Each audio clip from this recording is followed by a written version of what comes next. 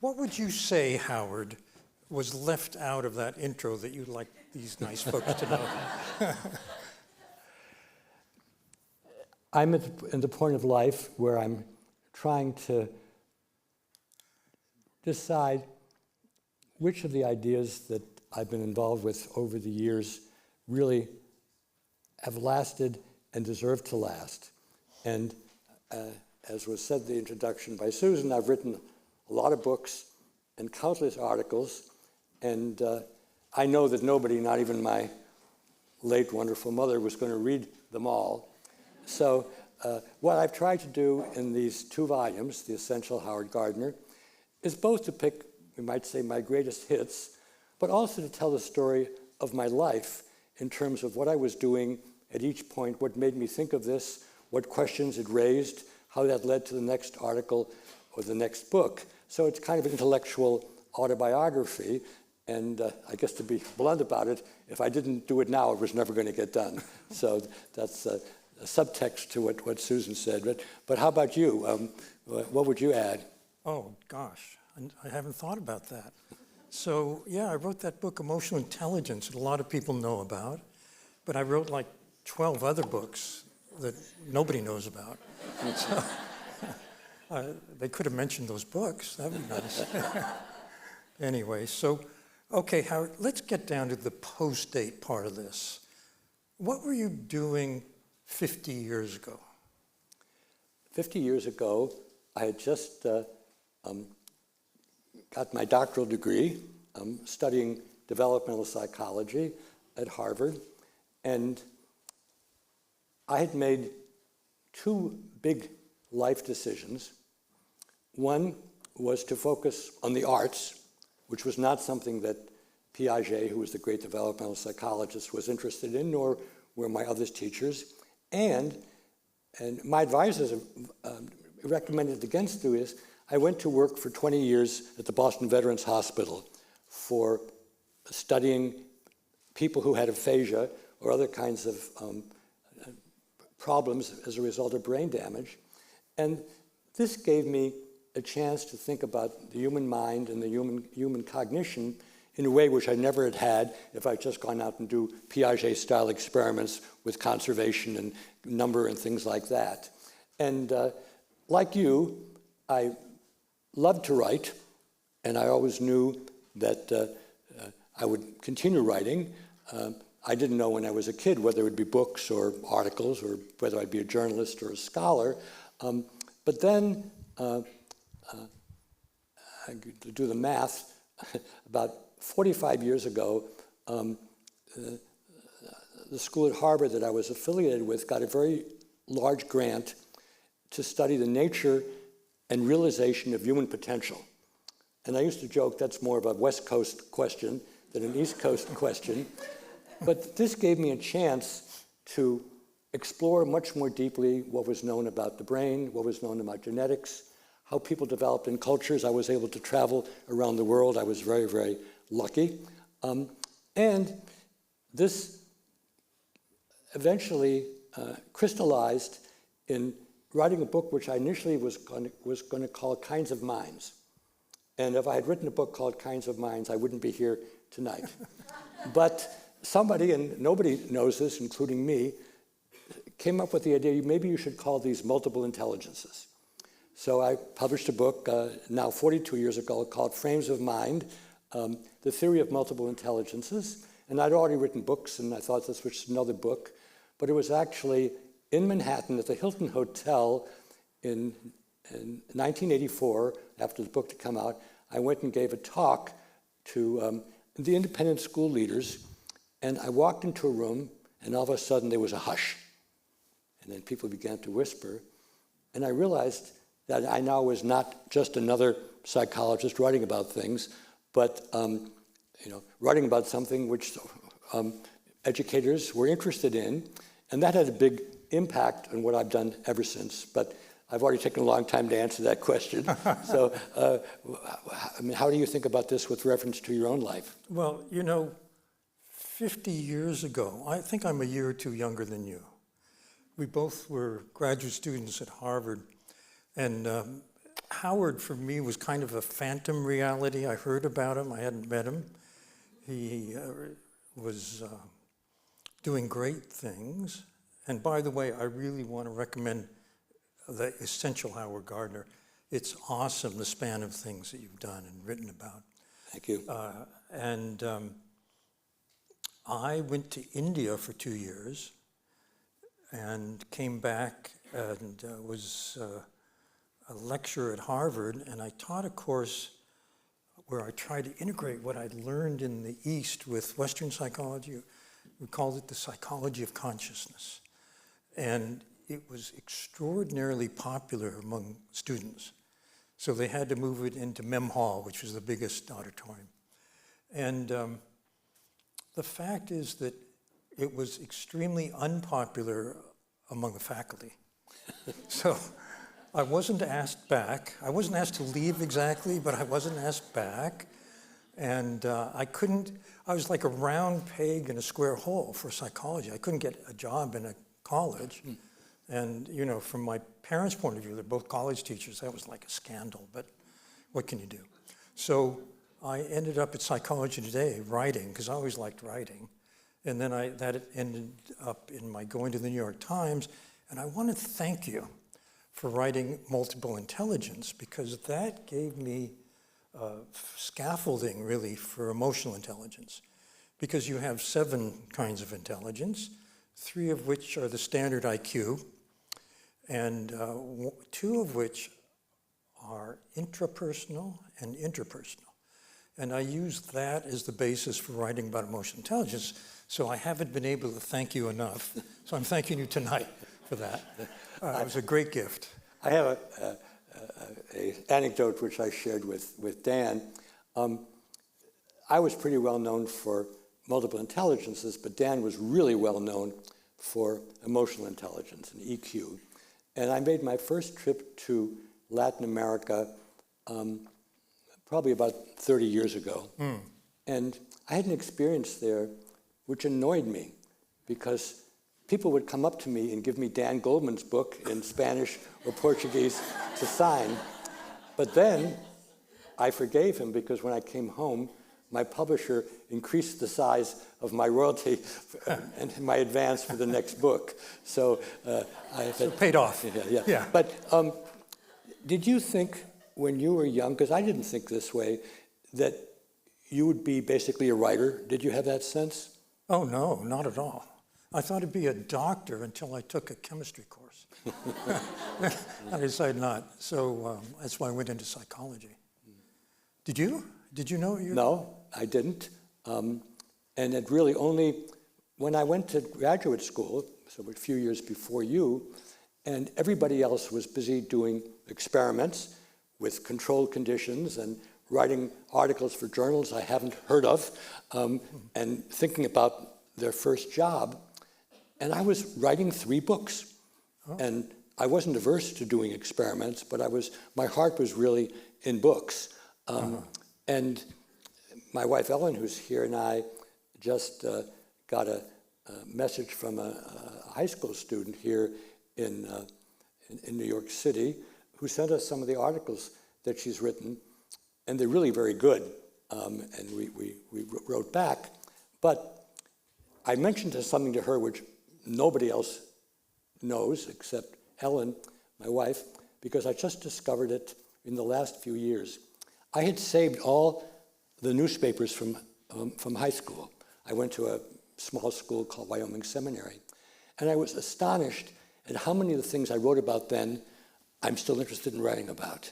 So, you know, in a sense, my subconscious was ahead of me in terms of because I was going to be a doctor or a lawyer because that's what my parents thought I should be. You know? So we were talking over dinner about the fact we both came from not really very desirable places. Howard is from Scranton, Pennsylvania.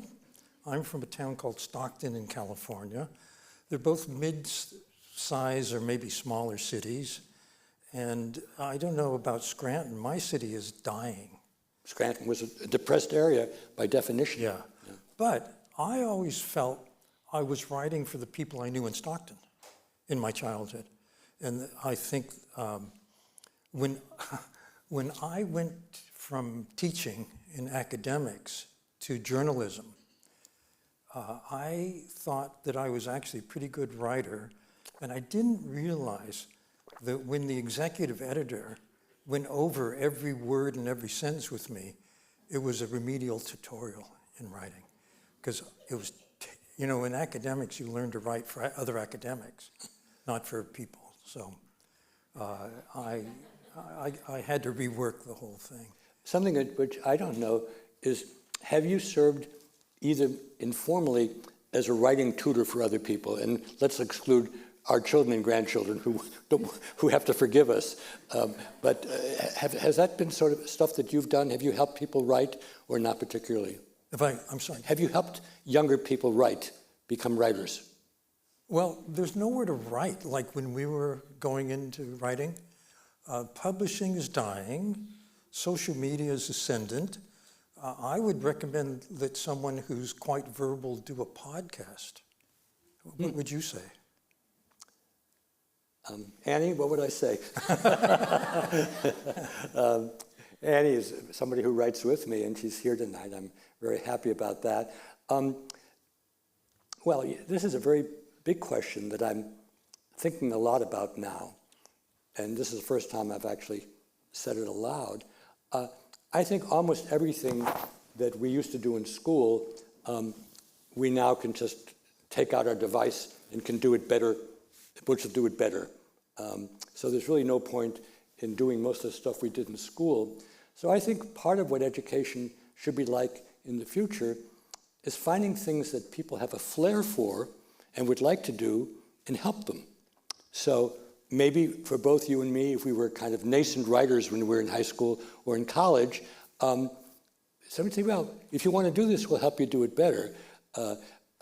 I've often talked about how I sort of breezed through grade school and high school, and when I went to college, in my first paper, my teacher, Stan Katz, still with us, wrote, "Isn't this a first draft?" And that was like a shock to me, because nobody had ever... So I guess what you're stimulating is, no, I would say if people want to write, they ought to be able to write, and they should be nurtured, but maybe the medium for which they write will have to be different. Well, okay, so when I wrote Emotional Intelligence, there was a big magazine called Time, and it put it on the cover. That kind of made it. Yeah. But I don't know if anybody reads Time, maybe online now. Actually, I read it this week in a library, and I hadn't looked at it for years, and it's still recognizable. But for those of you, and you probably wouldn't be here if you don't know about the New Yorker, it's changed more than the New Yorker. The New Yorker still looks pretty much like it did decades ago. Yeah, so the media that used to exist don't exist now. Yeah. And it's a different kind of reality. So let me circle back to something. Why did you write Multiple Intelligence? What brought that about? The assignment was to talk about what was known about human potential, broadly speaking. That's what we got the grant for. Uh-huh.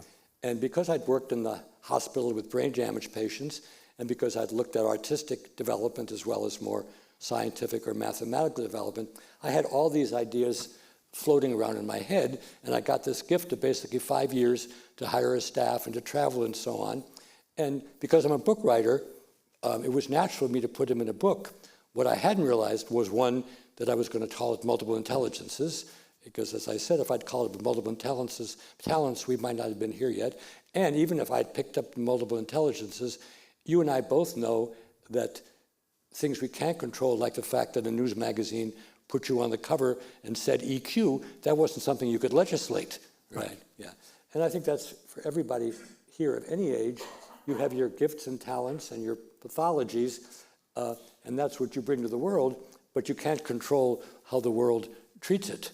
And with social media and influencers, it's infinitely more difficult to control. I mean, if you were running for office 50 years ago, there were 3 television networks, ABC, NBC, and CBS, sure. And that sort of made or broken you. And now, there are countless social media and countless influencers and countless podcasts. And it's still a question of luck, but here I may be going on thinner ice. If you're trained to be a journalist, you're trained to get the story right.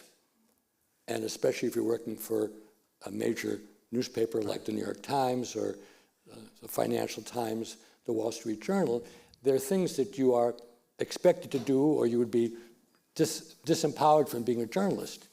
If you're trying to be an influencer, the question is not, are you following any guidelines, but do you have people who like what you're doing and who recommend you to others? Now, if you do something which is illegal, you might get in trouble. Yeah. So at the Times, there was a delicate kind of tightrope you had to walk because you're writing for several million people. It's syndicated. But there are like a handful of people who really know about what you're writing. So the art is to write an article that a lot of people want to read, but do it in a way where those 6 people won't call your editor or complain. That always made me nervous, actually. So today, to be an influencer, you don't have to be correct particularly. You just have to have a lot of eyeballs. It's a different world. Yeah. And knowing what criticism to give somebody who is in formation, who's becoming something, and what criticism is helpful and what wouldn't be, that's really what teaching and mentoring should be about. And yet it's always a two-person relationship.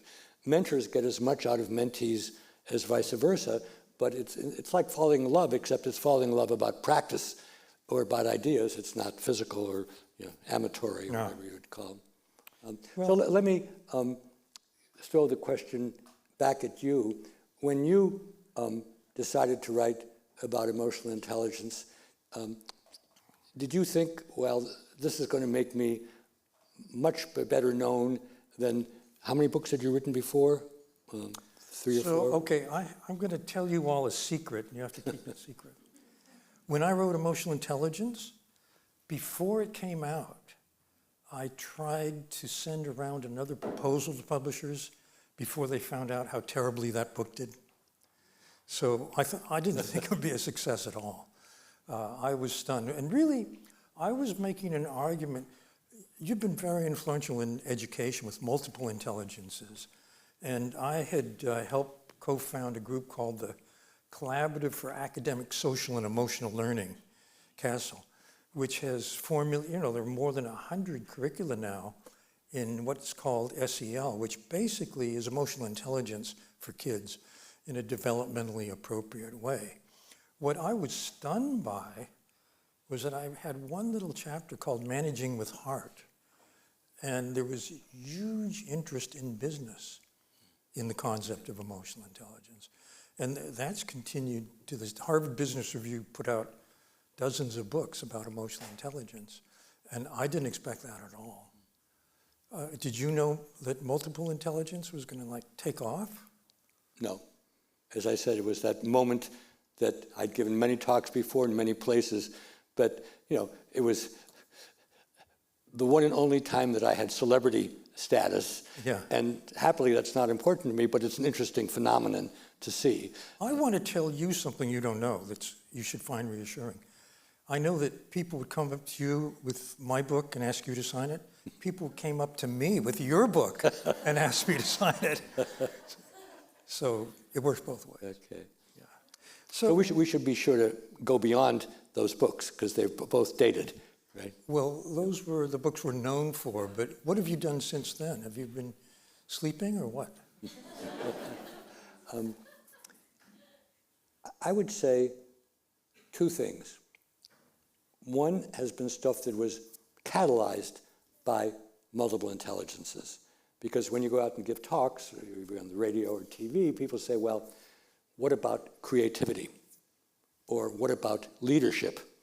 And I thought about creativity, I hadn't thought about leadership, but those were stimuli to get me to think about those things and write about them. And I wrote books and articles, which got a fair amount of attention. The leadership books brought me closer to business and the audience that you know than anything else I did. But the other thing and this was totally life transformative for me. I was lucky enough in the middle 1990s to get a year fellowship at the Center for Advanced Study in the Behavioral Sciences, which is kind of like heaven for people who do psychology or sociology or economics. And I went out there with two people who would be known to some people in the audience as Mike Csikszentmihalyi, who is best known for his work on flow, was a wonderful social psychologist, student of motivation, and Bill Damon, who I had known for many years before, who was had an interest in moral education, and now is best known for his work in A Sense of Purpose, which is almost as viral as SEL is, both in business and in schools. And we came out there with a naive question, namely, can you be creative and humane at the same time? It's kind of the Einstein question. I don't think we called it that, but he's a great scientist, discovers things nobody thought of before. Then Leo Szilard writes a letter to Franklin Roosevelt in 1939 and says, there might be some weaponry here, and that changes history because the atomic bomb. And I'm sure Einstein felt extraordinarily ambivalent about what he had done. So we came up with the idea of studying whether we called it human creativity. And for better or worse, nobody wanted to fund that study.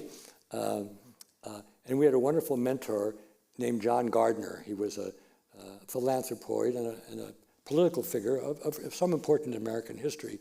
And he said, boys, because we were still young, it's going to take you 5 years to figure out what you're really interested in. And he was right. So this gave rise to something called the Good Work Project, the Good Play Project, and the Good Citizenship Project. And most of my work, in one way or the other, has been concerned with what it means to be a good worker or a good citizen. And my colleague Annie, who's here, has been working with me on some of these issues. And there are two things which, in a way, you can say you heard about it first here.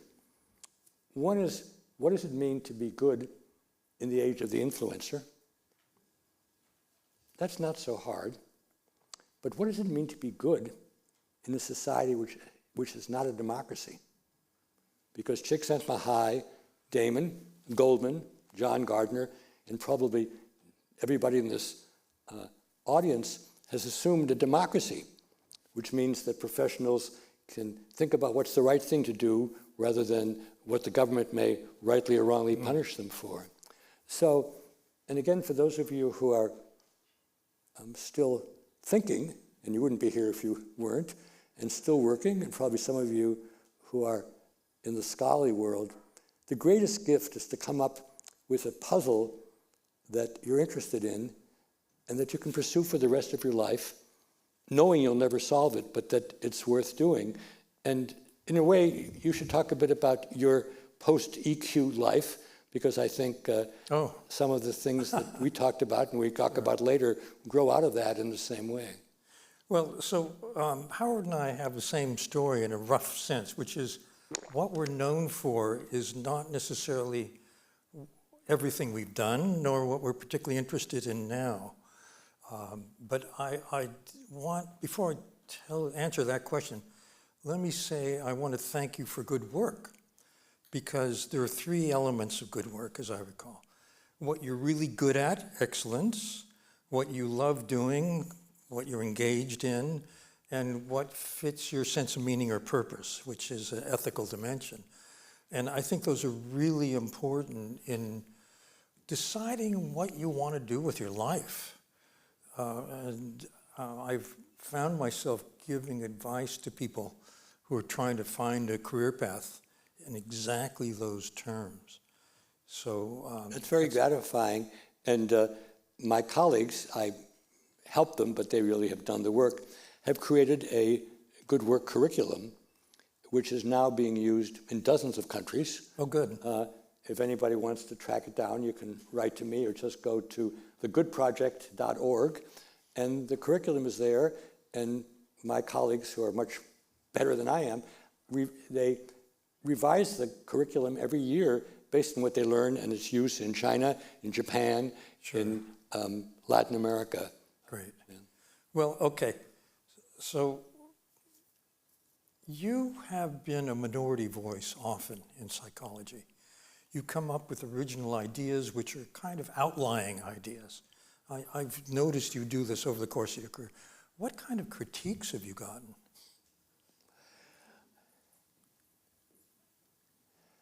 Well, by far, the most criticism has been of multiple intelligences.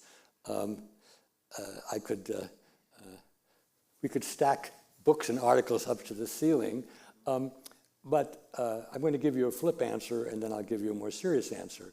When somebody criticizes MI theory, I say, have you read Frames of Mind, which is a 400-page book published in 1983 with thousands, or hundreds, not thousands, of footnotes, and that often stops the conversation.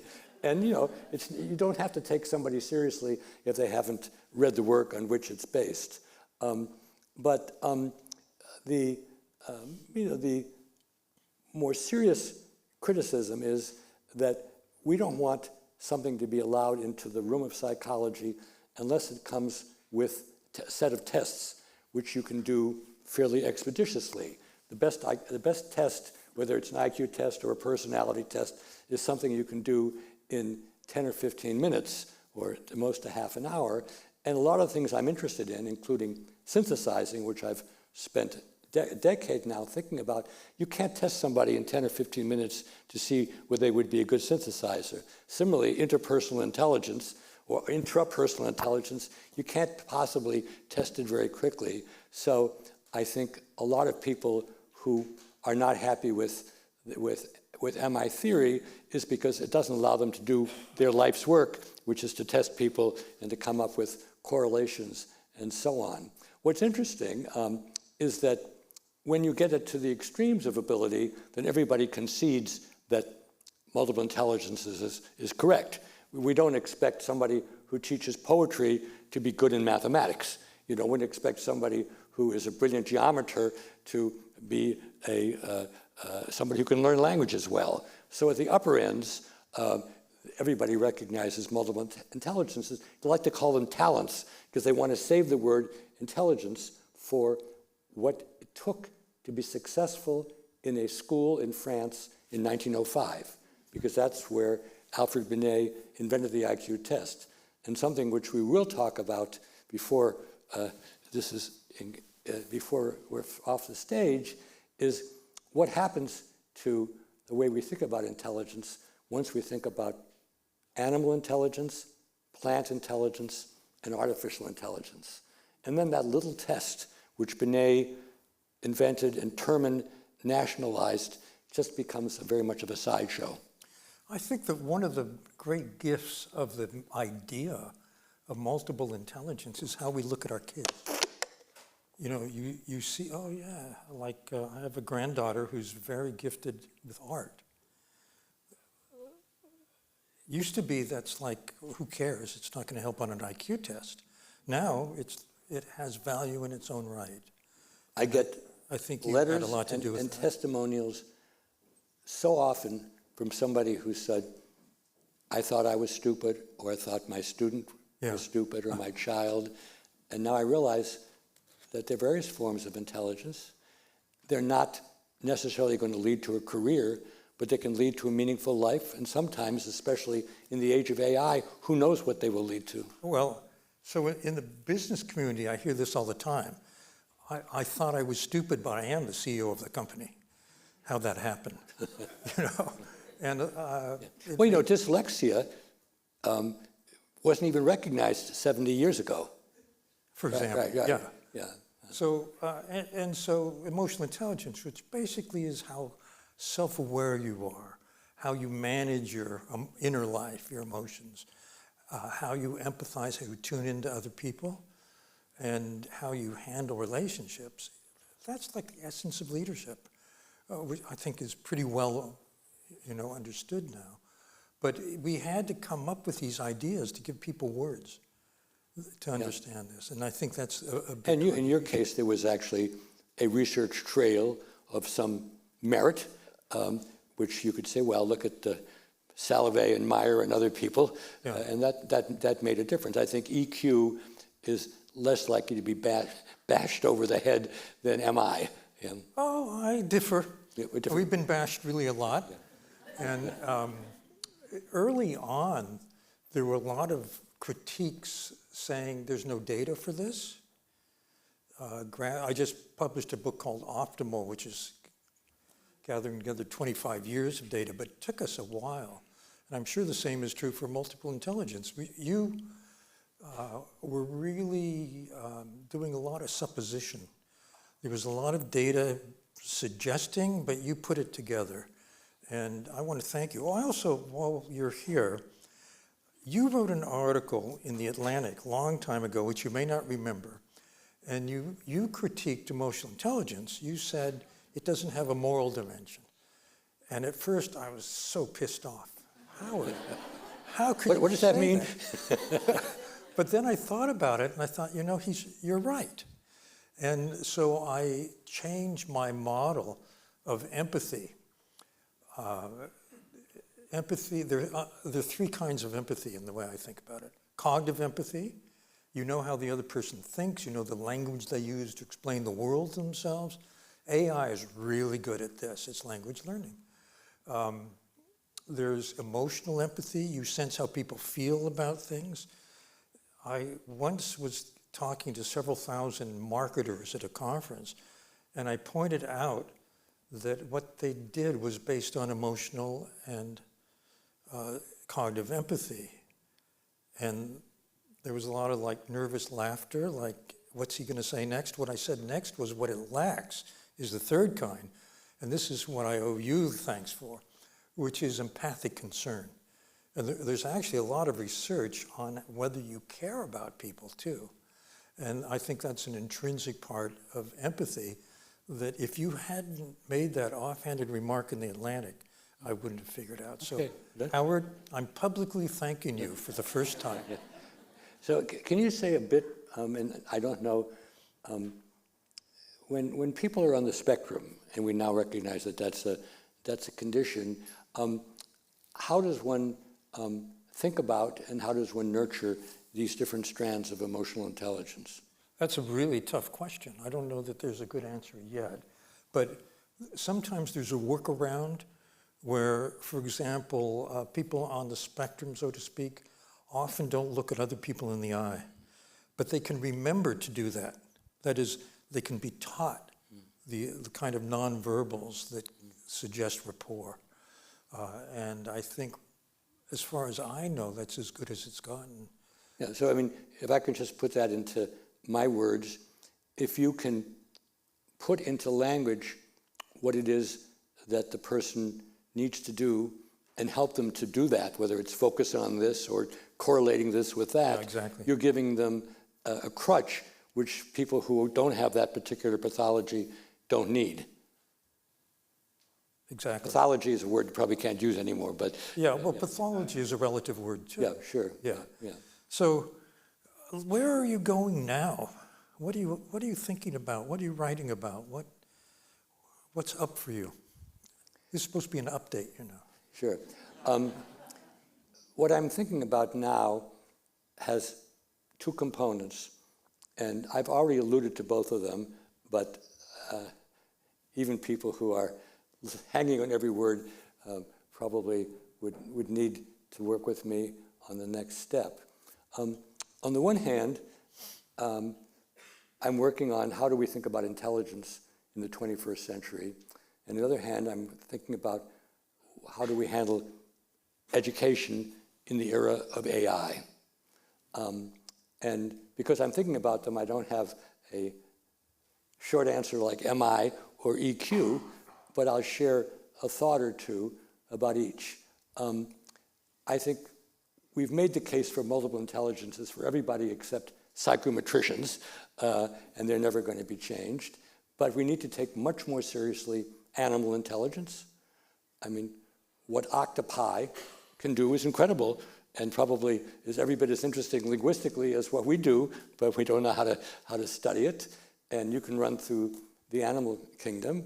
And my colleague is Annie, who's here tonight with us, has looked at plant intelligence, something which when I was growing up I would have thought was a category era, but in fact, plants communicate with one another, and if there's something around the toxics, they can send the message to other plants which are not nearby, but are close enough that they can get the message, and they will put up, they will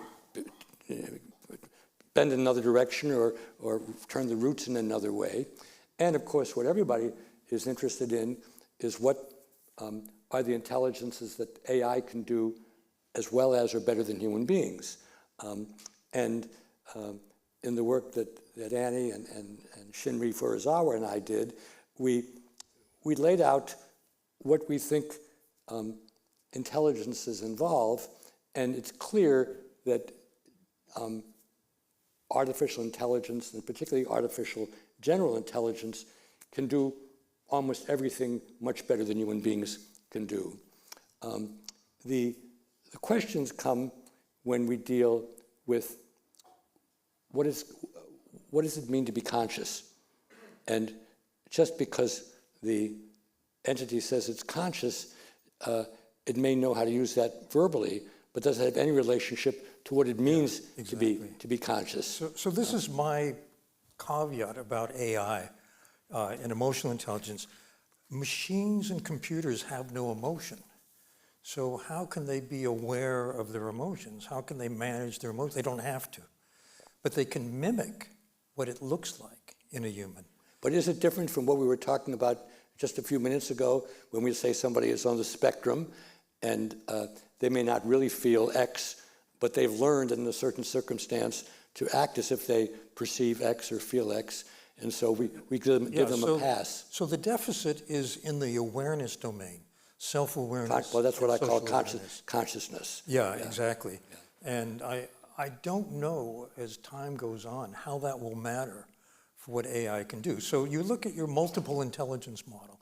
How would you rate, AI robots on movement? They're pretty clunky right now.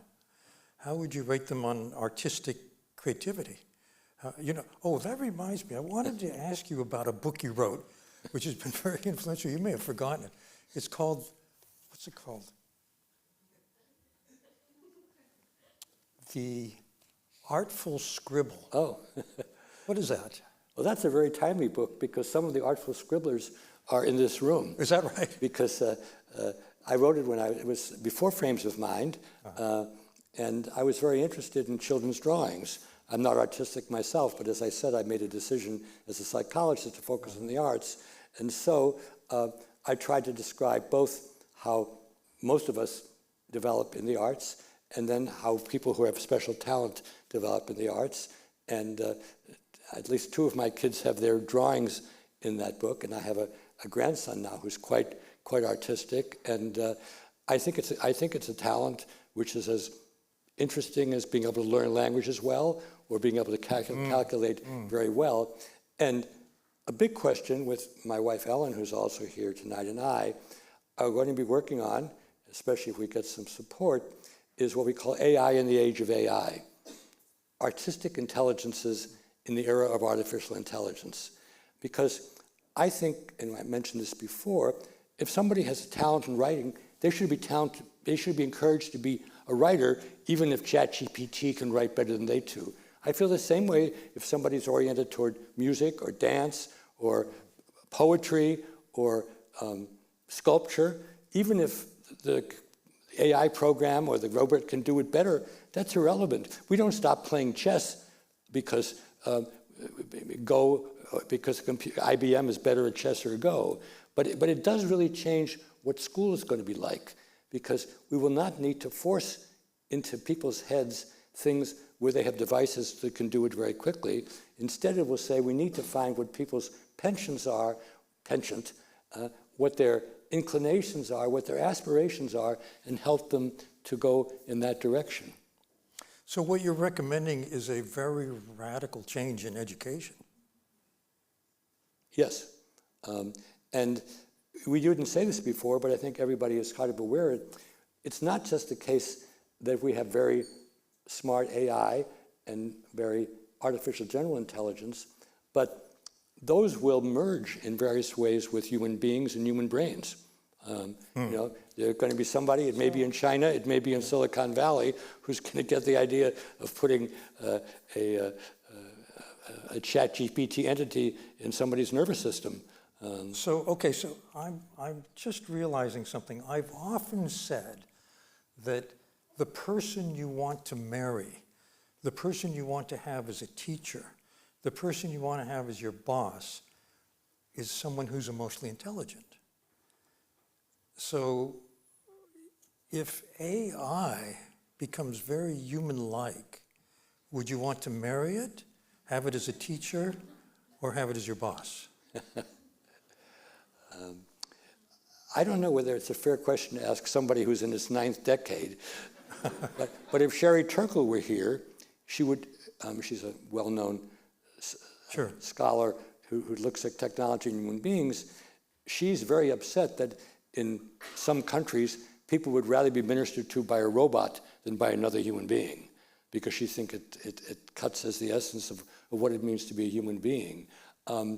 But in a sense, I'm fortunate that I will not have to answer that question directly myself. But it would be arrogant, I think, to say that we shouldn't allow human beings to have relationships with robots just because we find it offensive. So will you go on record just one saying more that, sentence. Howard? Where I draw the line is letting ethical and moral judgments be made not by human beings. So you're recommending that we marry robots? Would I recommend marrying? Robots, AI robots. Well, when those of us who are over 50 were growing up, this would have been science fiction, but I'm not sure it's as science fiction anymore. But I think I know your answer. That's because you're emotionally intelligent. So I'm going to dodge that totally, thank you very much, and ask questions from the audience. Great. Yeah. Do you have a favorite study that demonstrates your multiple intelligence theory? A single study? You know. Or series of studies? Yeah. No? The most I can say is that in the late 1980s, we developed a program called Project Spectrum, which we used for very young children. And we did it in a classroom over the course of a year, so we didn't have to give a test. We just watched them. And we were able to produce what we call spectrum profiles with kids who were 3, 4, 5, 6 years of age. And we could follow them for a year or two. And that book still published, Teachers College Press. It's been translated a lot. That's one answer. There also have been various centers. One was the Explorama in Denmark, but there are also different kinds of museums in different countries where you can go there and test yourself in the different intelligences. And there's a scholar named Brandon Shearer who's invented something called the Midas, which he's been administering all over the world for decades. And these are efforts for people who are inclined this way to get more empirical data. But I want to give an honest answer. By definition, multiple intelligences is not something that you can test in 15 minutes or even an hour. So you have to be predisposed to find it of interest enough that you'll spend some time in a children's museum with a child, watching the child over a period of time. And in a sense, it would be no different than therapy. I'm sure there are some people who offer to do therapy in 15 minutes or half an hour, and I'm sure there are computer programs going back to Joe Weizenbaum in the 70s, ELIZA, his program, but nobody who's serious would take that kind of thing seriously. When insurance paid for it, people would go into therapy for years. Do you remember that? What was that, Woody Allen? I didn't. When people, anyway, it doesn't matter. So this person asked the same question about emotional intelligence, and I go to SEL, Social Emotional Learning, which is taking emotional intelligence, putting it into a curriculum, and it's like multiple intelligence has gone worldwide, and there's more than 100 different curricula.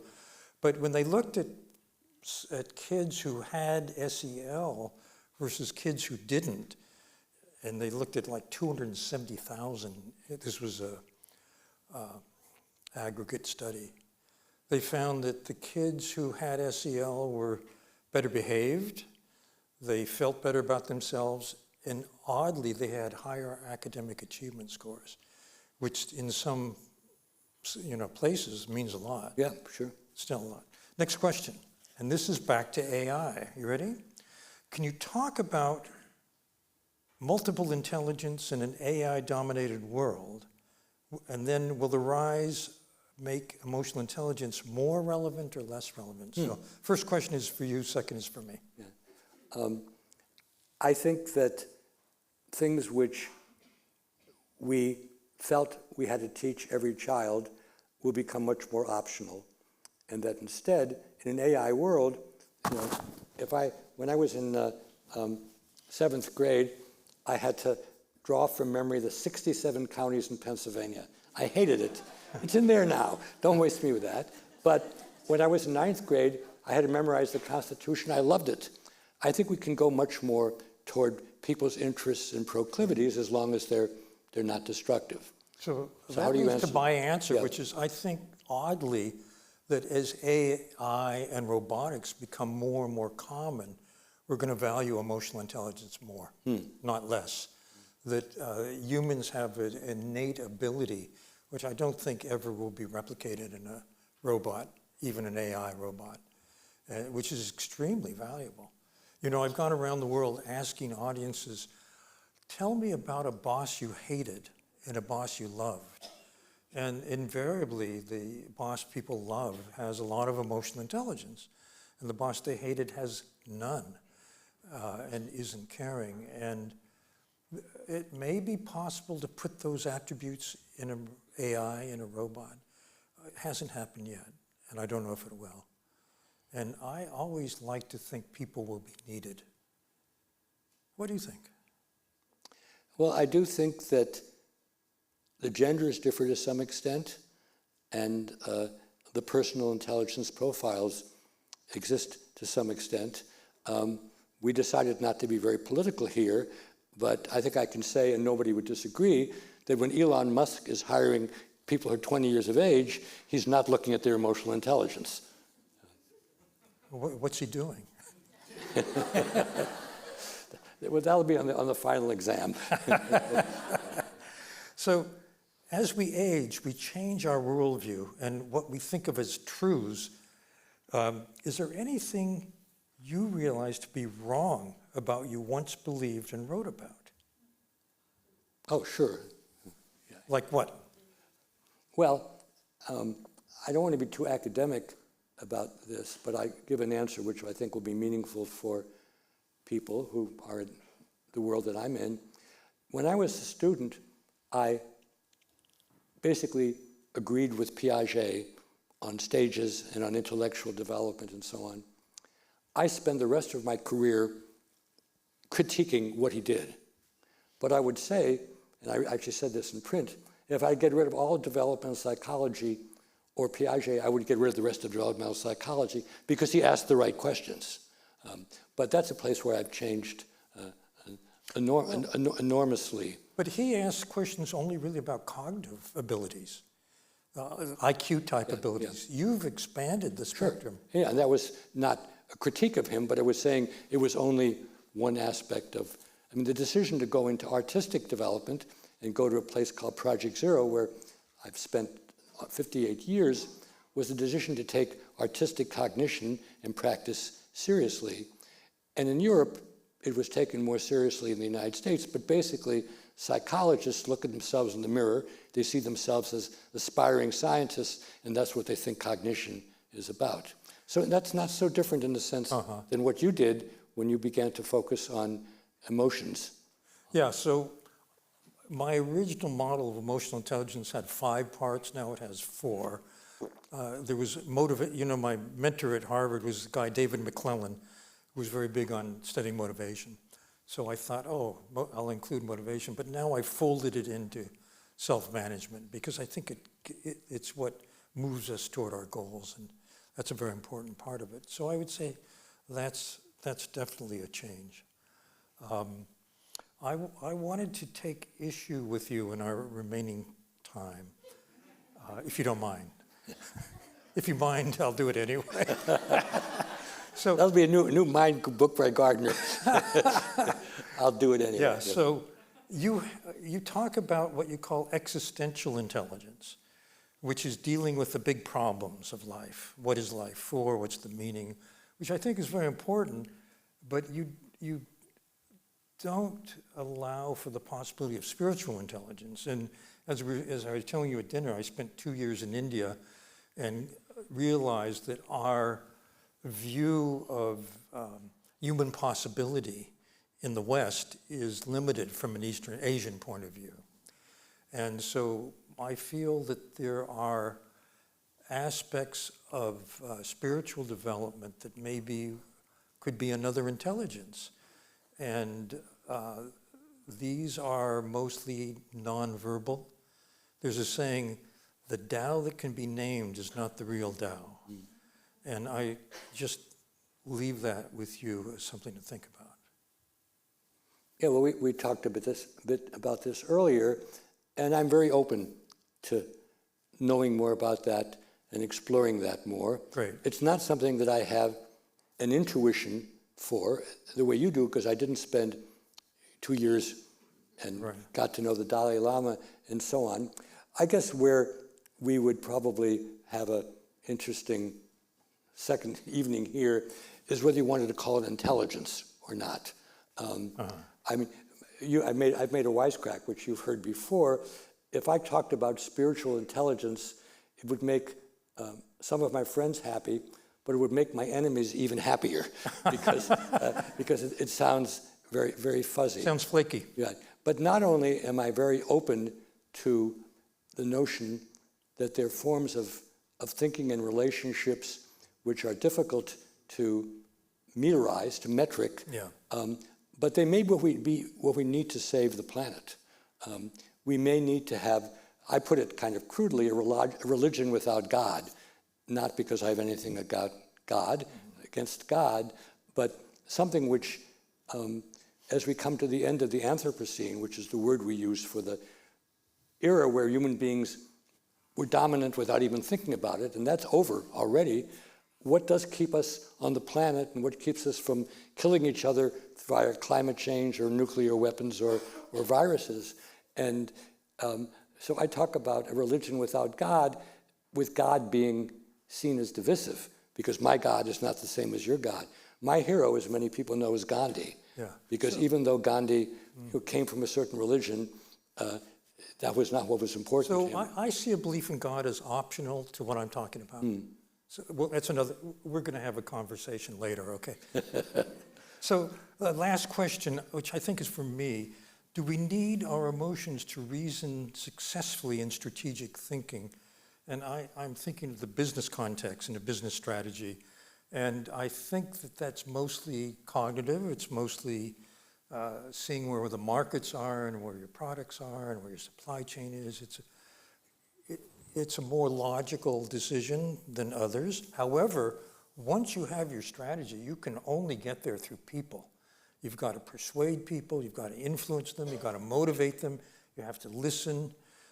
So I think that they go hand in hand, but they're different tools for different jobs. Last question, Howard. I'll give some background to you. While we were talking at dinner, I was saying that a mutual friend of ours, Richard Davidson, had done work with 4-year-olds where he found they were really very loving, very generous, very likely to share things, and that disappeared as they went to school. And that says something about our educational system.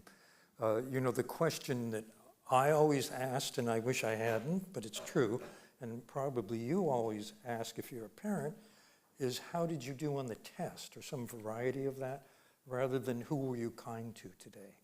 In other words, our culture doesn't value it in a way. Yeah, but I think the key there is our culture. And we would need to look at the dozens of different cultures all over the world to see, first of all, whether they even have schooling, and if they do, what are the messages in school? And as some people here know, my colleagues and I have spent a lot of time recently looking at the emergence in preschoolers of the notion of I, we, and they. Exactly. And it's very, very different in cultures. In much of Africa, the notion of I doesn't even exist. It's Ubuntu. It's we're all in something together. In shame cultures, Japan being rightly or wrongly called that, how you think about yourself vis-a-vis others is so different than in guilt kinds of cultures. So what I would say if I were reading Davidson's paper is, to what extent is this tied to cultures and to the messages in schools? I would imagine the messages in a Montessori school are different from a Reggio Emilia school, which are different from a Catholic diocese school, or Steiner, Waldorf schools. So I am essentially an education professor, so when somebody says something changes between preschool and school, I reach for my wallet or my gun and say, which schools? But it's a great question, and one of the reasons why Wendy Fishman and I became so interested in we, and they, is looking at American college students, and most of you here are or know them. American college students use the word I 11 times more than they use the word we, and when you look at other groups, the ratio is even higher, 14 to 1. And that's not good for a society where we have to hang together. It's good for a society where you're only looking out for yourself, and probably, whatever our differences, we share a belief that we're not going to be here in any fashion in the next generations unless we become less egotistical and more universal. So on that note, I want to thank you all for coming. I want to remind you that Howard will be signing his book in the lounge right now. And thank you very much. Thank you, Dan.